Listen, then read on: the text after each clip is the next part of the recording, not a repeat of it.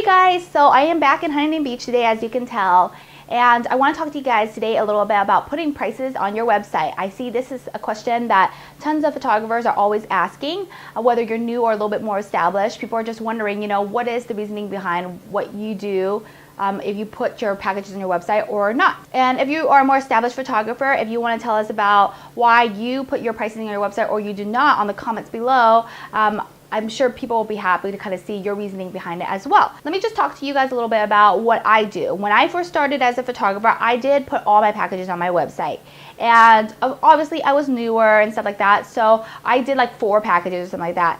Now I know that you should probably, simplify it down, do maybe 3 packages, 2 if you can, but I think 3 is a really, really good number. And I did that because when I was a bride and I was searching for photographers, I wouldn't even contact photographers if they didn't have pricing on their website, because I didn't want a photographer to come back and tell me that they were like $5,000 over my budget. For me, I don't know why, but I kind of lumped the more expensive photographers as photographers that didn't post their stuff on their website for some reason. I'm not sure. So I only wanted to contact photographers that I liked, that I knew that were within my budget, that I could afford.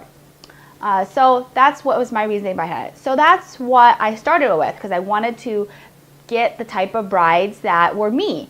And obviously now that I'm kind of 4 years into my career, I know that I don't want to get the bride that was me, which sounds really, really weird. I do like brides that are kind of the same as my personality. I do want brides now that care a little bit more about their photography, and I guess I wasn't really one of those brides, which is really sad to say. So now I do a starting price because I want people to kind of understand what they're getting into, at least when they're contacting me, but I'm not giving away like the whole enchilada or anything like that. That really works for me. I don't get tons of brides that are under, what I charge, which is great. That's what I want. I wanted to weed out all those people that can't afford me, but then I want to get inquiries in, even if they are not going to be booking the highest package, but for me to have a little bit of leeway to maybe get them into a higher package. So that's why I put a starting price on my website.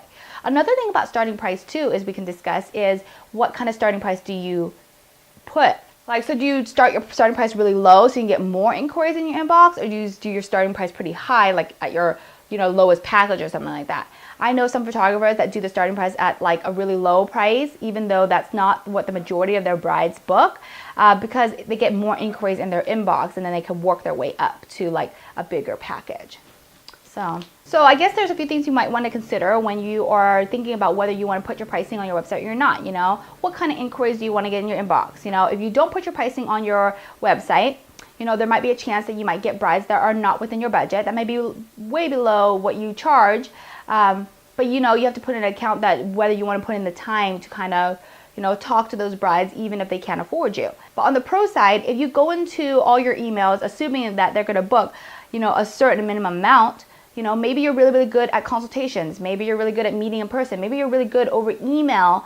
Maybe you're really good at, explaining to people, why photography is really important, and that works for you, and you don't mind getting those inquiries and kind of, teaching the brides a little bit more knowledge on their wedding photography. Maybe that would be perfect for you. Maybe you're the type of photographer that you feel like you only want to get inquiries of brides that are within your budget. So if you want to do that, then, maybe you want to do like a starting price off, so that way you can only get inquiries of brides within your budget. If you do that, you probably will get maybe less inquiries in your inbox. But, at least that every bride that's contacting you at least knows what you charge and that they can possibly afford you. If you really want to dial it down and just get brides that know what they want, that know what package they want, know what kind of budget they're in, maybe you want to put all your information on your website. So I do think that that's a good thing, because you are, getting a specific type of bride that wants a specific type of thing, that's within a specific type of budget. But then again, maybe they're comparing your packages with another packages from another photographer that they have on their website, and just comparing basically a list of items and not really seeing things like firsthand. Like, the other photographer could have an album, but their album might not be nice as yours. The other photographer could offer an online gallery, but their online gallery is not user friendly.